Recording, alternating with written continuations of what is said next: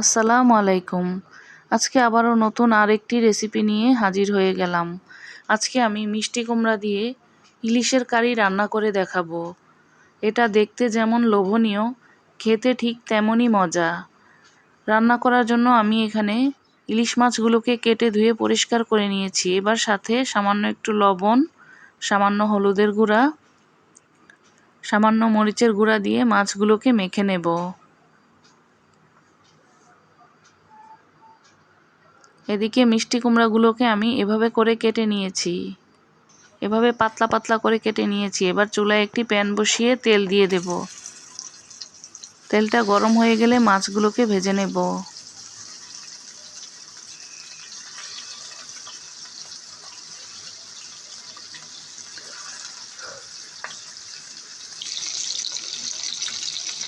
মাছগুলো ভাজা হয়ে গেলে এবার আমি মাছগুলোকে তুলে নেব।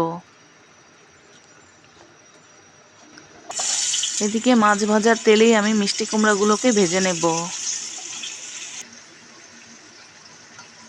সামান্য একটু লবণ দিয়ে দেব। এবার মিষ্টি কুমড়াগুলোকে একটু হালকা করে ভেজে নেব।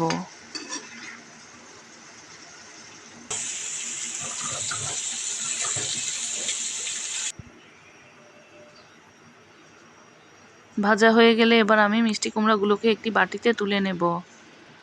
এদিকে চুলায় প্যান বসিয়ে তেল দিয়ে দেব। সাথে কিছুটা পেঁয়াজ কুচি দিয়ে দেব। এবার পেঁয়াজটাকে তেলের সাথে একটু ভেজে নেব। স্বাদ মতো লবণ,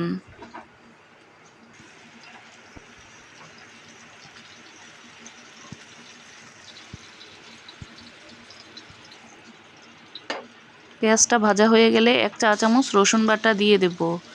দিয়ে পেঁয়াজের সাথে মশলাটাকে একটু ভেজে নেব যেন কাঁচা গন্ধটা চলে যায়। 1 চা চামচ হলুদের গুঁড়া, 1 চা চামচ জিরার গুঁড়া, 1 চা চামচ লাল মরিচের গুঁড়া, সামান্য পানি দিয়ে এবার মশলাটাকে একটু কষিয়ে নেব।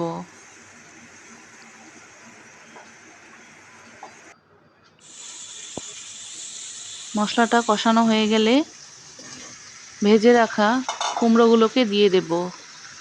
দিয়ে মশলার সাথে একটু কষিয়ে নেব।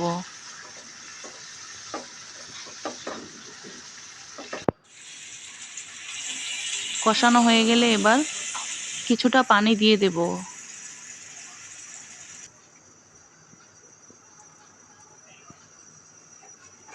সাথে ভেজে রাখা মাছগুলোকে দিয়ে দেব।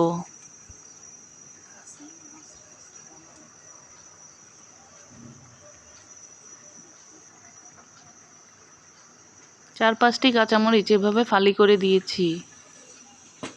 এবার ঢাকনা দিয়ে ঢেকে কিছুক্ষণ রান্না করে নেব। রান্না করা হয়ে গেলে এবার চুলার আঁচটা বন্ধ করে দেব। এখন আমার কুমড়ো দিয়ে ইলিশের কারিটা পরিবেশনের জন্য তৈরি। অনেকেই অনেকভাবে রান্না করে থাকেন, চাইলে এভাবে একবার রান্না করে দেখতে পারেন। আশা করি আপনাদের খুবই ভালো লাগবে। ভালো লেগে থাকলে একটি লাইক দিবেন। নতুন নতুন ভিডিও পেতে পেজটিকে ফলো বা সাবস্ক্রাইব দিয়ে পাশেই থাকবেন।